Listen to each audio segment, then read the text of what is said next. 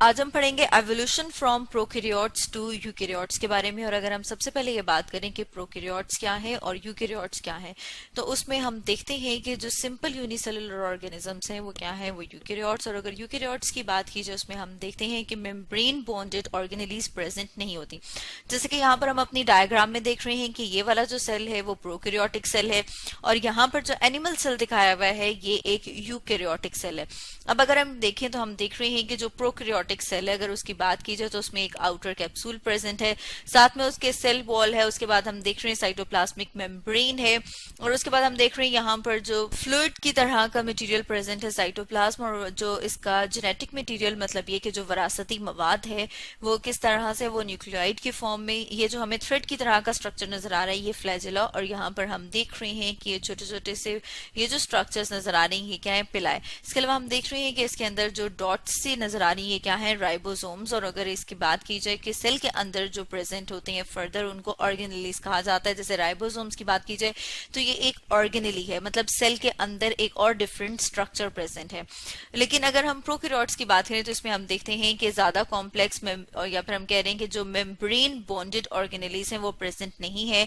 जबकि यूकैरियोट्स की बात की जाए तो उसमें हम देखते हैं कि मेम्ब्रेन बॉन्डेड, सबसे पहले जैसे कि हम यहाँ पर देख रहे हैं कि न्यूक्लियाई, उसके साथ हम देख रहे हैं कि एंडोप्लाज्मिक रेटिकुलम है जिसमें स्मूथ और रफ, अगर उसके ऊपर राइबोसोम्स अटैच हैं तो उसको क्या कहेंगे कि रफ एंडोप्लाज्मिक रेटिकुलम। इसके अलावा हम देख रहे हैं गोल्जी अपरेटस, माइटोकॉन्ड्रिया, और यहाँ पर हमने बात की कि ये डॉट्स की तरह के स्ट्रक्चर क्या है, राइबोसोम्स, सेंट्रियोल, पेरोक्सिसोम्स, ये सारे के सारे क्या हैं, ये सारे के सारे मेम्ब्रेन बॉन्डेड ऑर्गेनेलीज हैं जो सेल के अंदर प्रेजेंट है। तो ये तो हमने देखा कि ये क्या है, यूकैरियोटिक सेल, और ये वाला जो है ये प्रोकैरियोटिक सेल। अब हमने ये स्टडी करना है कि किस तरह से एक प्रोकैरियोटिक सेल से यूकैरियोटिक सेल इवॉल्व हुआ है। इवॉल्व मतलब ये कि उसमें क्या ऐसी चेंजेस आई हैं। एवोल्यूशन की बात की जाए तो उसमें हम देखते हैं कि जो हम कह रहे हैं कि change with the passage of time, कि टाइम गुजरने के साथ साथ इसमें कौन सी ऐसी तब्दीली आई है, कौन सी ऐसी चेंजेस आई हैं जिससे ये प्रोकैरियोटिक सेल जो है वो इवॉल्व हो गया है यूकैरियोटिक सेल में। उसमें हम देखते हैं कि इस चीज को एक्सप्लेन करने के लिए जो है वो दो थेरीज जो है वो सामने आती हैं। उसमें से अगर हम पहली थ्योरी की बात करें तो वो है मेम्ब्रेन इन्वेजिनेशन थ्योरी। जैसे कि हमें नाम से पता लग रहा है, मेम्ब्रेन इन्वेजिनेशन का मतलब ये है कि मेम्ब्रेन जो है वो इन्वेजिनेट हो रही है।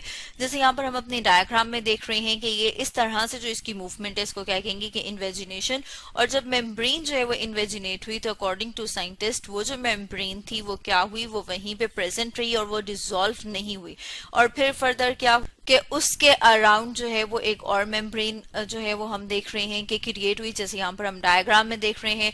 और फिर वो जो देख रहे हैं कि मेम्ब्रेन्स जो है वो क्रिएट हुई थी, उससे फर्दर डिफरेंट ऑर्गेनेल्स बने और उन्होंने जो है वो डिफरेंट फंक्शंस परफॉर्म करना स्टार्ट किए। जैसे कि यहाँ पर हम देख रहे हैं कि मेम्ब्रेन इन्वेजिनेट हुई तो उसने क्या बना दिया, न्यूक्लियाई बना दिया। जब वो डीएनए के गिर्द जो है उसने इकट्ठी मतलब ये कि उसने उसको सराउंड किया। इस तरह से हम देख रहे हैं कि जब मेम्ब्रेन इन्वेजिनेट हुई तो जो डिफरेंट स्ट्रक्चर्स बने उसमें हम देख रहे हैं एंडोप्लाज्मिक रेटिकुलम। तो इस तरह से मेम्ब्रेन के इन्वेजिनेट करने से जो डिफरेंट ऑर्गेनेली बनी, तो इस थ्योरी को कौन एक्सप्लेन करता है, मेम्ब्रेन इन्वेजिनेशन थ्योरी। अब अगर हम सेकंड थ्योरी की बात करें तो वो है एंडोसिम्बायोसिस थ्योरी। और इस थ्योरी के अकॉर्डिंग क्या होता है कि मेम्ब्रेन इन्वेजिनेशन नहीं हो रही। और अगर हम ये बात करें कि सबसे पहले ये थ्योरी किसने एक्सप्लेन की थी, तो एक साइंटिस्ट जिसका नाम था लाइन मार्क्यूलस, उसने ये थ्योरी दी थी और उसने कहा था कि एक एंसेस्ट्रल होस्ट सेल प्रेजेंट होता है, प्रेजेंट था, और उसने क्या किया, उसने जो है वो एक और अलग से जो एरोबिक हेटरोट्रॉफिक प्रोकैरियोट था उसको इनगल्फ कर लिया। मतलब ये कि उसको निगल लिया।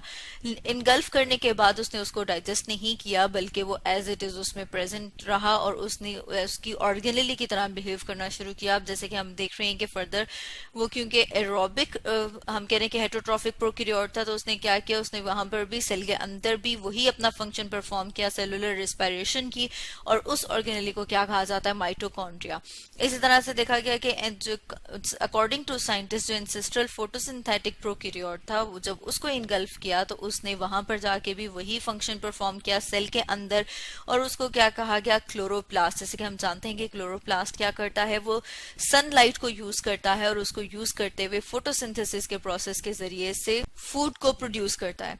अब अगर हम बात करें कि ये जो थ्योरी है इसको किस तरह से जस्टिफाई किया गया, तो उसमें देखा गया कि जो कि बोथ माइटोकॉन्ड्रिया एंड क्लोरोप्लास्ट वो दोनों के दोनों सिमिलर हैं कुछ बैक्टीरिया के, और उनके पास अपना डीएनए भी प्रेजेंट है। मतलब ये कि वो सेल की ऑर्गेनेलीज हैं, सेल के पास अपना डीएनए भी है, लेकिन ये जो दो ऑर्गेनेलीज हैं इनके पास अपना सेपरेट डीएनए जो क्या है, जो जेनेटिक मटेरियल है, जो विरासती मवाद है, वो भी इनके पास अपना सेपरेट प्रेजेंट है।